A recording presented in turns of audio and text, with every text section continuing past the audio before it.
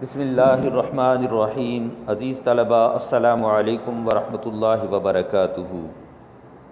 تاجدار انسجاں صلی اللہ علیہ وسلم کا فرمان ہے، طلب العلم فریضۃ علی کل مسلم، علم کا حاصل کرنا ہر مسلمان مرد و عورت پر فرض ہے۔ آج ہم کتاب تعلیم و تربیت کے باب سلیقہ و تہذیب کے پہلے سبق طہارت و نظافت کے آداب کے بارے میں سیکھیں گے۔ اللہ تعالیٰ قرآن مجید میں ارشاد فرماتا ہے، ان اللہ یحب التوابین و یحب المتطہرین، بے شک اللہ تعالیٰ توبہ کرنے والوں اور پاک صاف رہنے والوں کو پسند کرتا ہے۔ لہذا جو شخص اللہ کا محبوب اور پسندیدہ بننا چاہتا ہے وہ طہارت و نظافت کا خاص خیال رکھے۔ سرکار مدینہ صلی اللہ علیہ وسلم کا ارشاد ہے، الطہور شطر الایمان، صفائی ایمان کا حصہ ہے۔ دوسرے مقام پر آقا کریم صلی اللہ علیہ وسلم نے ارشاد فرمایا، طہارت و نظافت آدھا ایمان ہے۔ آدھا ایمان روح کی طہارت و نظافت ہے اور آدھا ایمان بدن کی طہارت و پاکیزگی ہے۔ روح کی طہارت سے مراد یہ ہے کہ آدمی کفر و شرک، گمراہی اور نافرمانی کی نجاستوں سے خود کو پاک کرے، اس کا عقیدہ صالح ہو اور اس کے اخلاق اعلیٰ و پاکیزہ ہوں۔ بدن کی طہارت و پاکیزگی یہ ہے کہ ظاہری نجاست و گندگی سے خود کو پاک و صاف رکھے، یعنی اس کا ظاہر اور باطن دونوں خوبصورت ہوں۔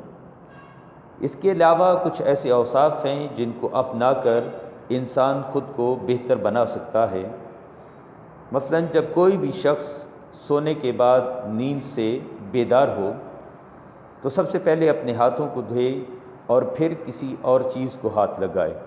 جب قضائے حاجت کے لیے جائے تو ننگے پاؤں جانے سے پرہیز کرے، بلکہ پاؤں میں کوئی جوتا ہو، سر کو ٹوپی یا رومال سے ڈھانپ لے اور بیت الخلاء میں داخل ہونے سے پہلے یہ دعا پڑھے، اللہم انی اعوذ بک من الخبث والخبائث، اے اللہ تیری پناہ چاہتا ہوں شیطانوں سے، ان شیطانوں سے جو مذکر ہیں اور ان سے بھی جو مؤنث ہیں۔ بیت الخلاء میں اپنا رخ یا پیٹھ قبلہ کی طرف نہ کرے اور حاجت سے فارغ ہونے کے بعد پانی سے استنجا کرے اور بعد میں اچھی طرح اپنے ہاتھ صابن سے دھو لے۔ بیت الخلاء سے نکلنے کے بعد یہ دعا پڑھے، الحمدللہ الذی اذھب عنی العذا وعافانی، اللہ تعالیٰ کا شکر ہے جس نے مجھ سے تکلیف دور فرمائی اور مجھے عافیت بخشی۔ عزیز طلباء، اس بات کا بھی خیال رکھیں کہ بیت الخلاء میں پیشاب کریں یا کسی نرم جگہ پر تو پیشاب کے چھینٹے جو ہیں آپ کے جسم پہ نہیں پڑنے چاہیے، کیونکہ محبوب کریم صلی اللہ علیہ وآلہ وسلم نے فرمایا اس سے قبر کا عذاب ہوتا ہے، اور پیشاب ہمیشہ بیٹھ کر کریں کیونکہ یہ سنت نبوی صلی اللہ علیہ وآلہ وسلم کے خلاف ہوگا اگر کوئی کھڑے ہو کر پیشاب کرے۔ عزیز طلباء، جب بھوک لگی ہو اور انسان کھانے کے لیے بیٹھے اور ایسی صورت میں اگر کسی کو قضائے حاجت ہو، رفع حاجت محسوس ہو، تو پہلے وہ قضائے حاجت سے فارغ ہو اور اس کے بعد بیٹھ کر تسلی کے ساتھ کھانا کھائے۔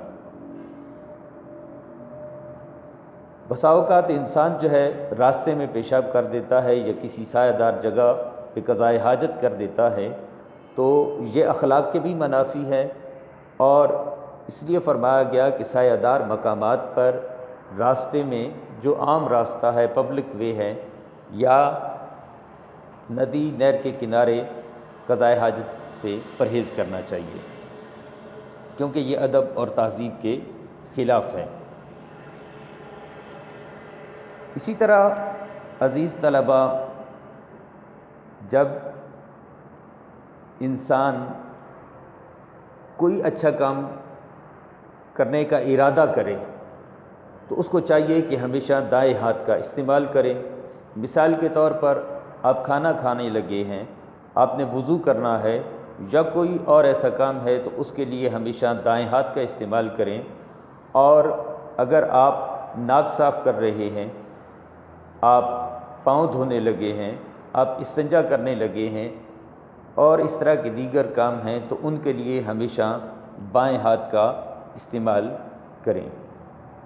کچھ چیزیں اخلاق سے تعلق رکھتی ہیں اور انسان کی سیرت کو بنانے سنوارنے میں بڑا اہم کردار ادا کرتی ہیں۔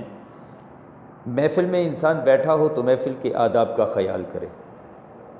بسا اوقات محفل میں بیٹھے ہوا شخص کبھی اپنی ناک کھجا رہا ہے، ناک کو صاف کر رہا ہے، ناک سے گندگی نکال رہا ہے، بلغم آئی اس کو ایسے ہی تھوک دیتے ہیں، تو ایسی باتیں آداب کے خلاف ہیں۔ اگر ناک صاف کرنی ہو یا بلغم آئی ہو تو اس کے لیے جو مختص جگہ ہے وہاں پر جا کر اپنی اس ضرورت سے، حاجت سے فارغ و تسلی کے ساتھ دوسروں سے نگاہ بچا کر اگر محفل میں ہی کام کرنا ہو تو ایسی مجبوری کی صورت میں آپ رومال کا استعمال کر سکتے ہیں، ورنہ رومال بھی اس کام کے لیے استعمال کرنے سے پرہیز کریں۔ عزیز طلباء، انسان کو ہر وقت جو ہے حالت وضو میں رہنا چاہیے، یہ بڑے اجر و ثواب کی بات ہے، لیکن بسا اوقات انسان ہر وقت وضو نہیں کر سکتا، یا وہ وضو کا ارادہ کرتا ہے، پانی میسر نہیں ہے، تو اگر پانی میسر نہ ہو تو عزیز طلباء ہم تیمم کر سکتے ہیں۔ وضو کرتے وقت ویسے کریم آقا صلی اللہ علیہ وسلم کا فرمان ہے، حدیث کا مفہوم ہے کہ ہر وہ کام، اچھا کام جس کے شروع میں بسم اللہ نہ پڑھی جائے وہ بے برکت رہتا ہے۔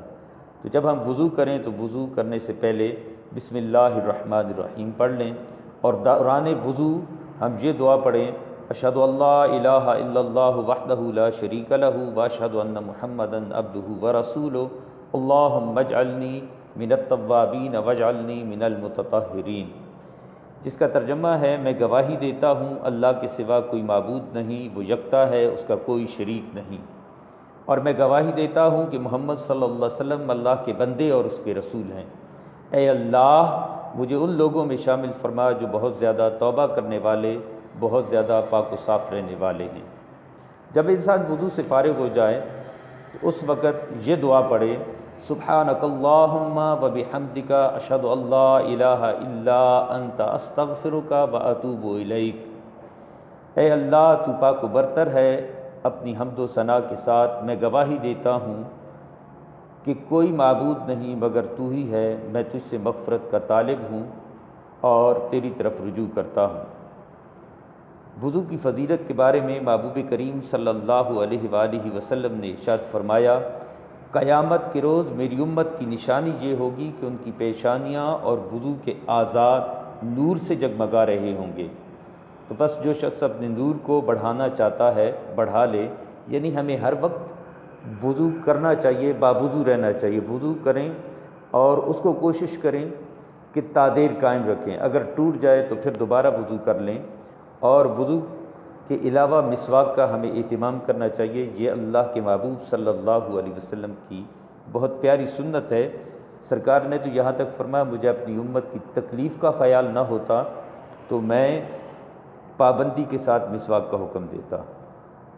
اور سرکار کی بارگاہ میں ایک دفعہ کچھ لوگ آئے، ان کے دانت پیلے تھے تو فرمایا مسواک کیا کرو۔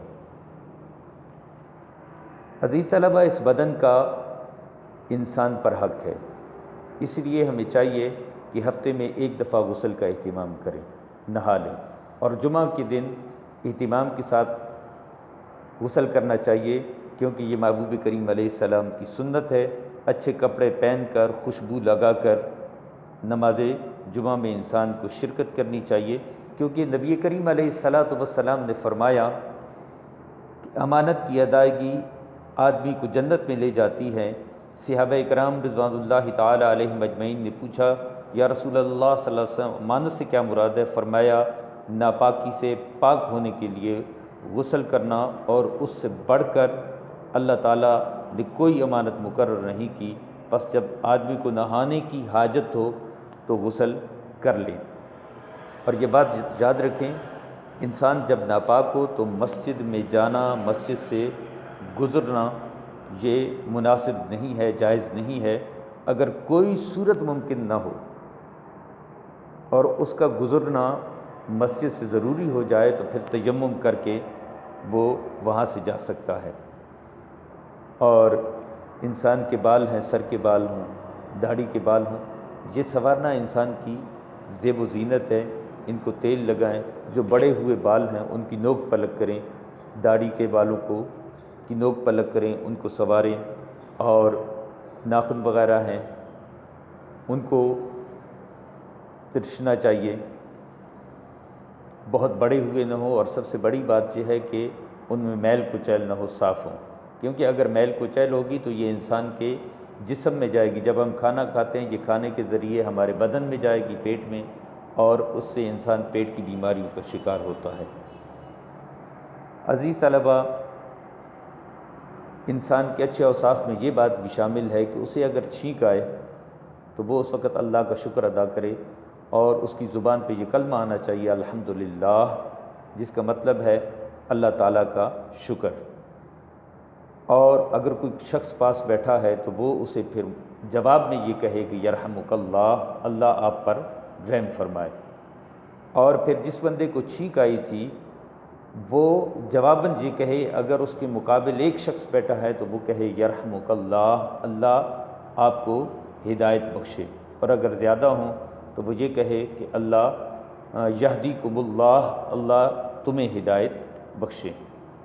عزیز طلباء، جیسا کہ پہلے عرض کیا کہ جمعے پہ جائیں تو خوشبو لگائیں، اس کے علاوہ بھی خوشبو کا اہتمام کرنا چاہیے۔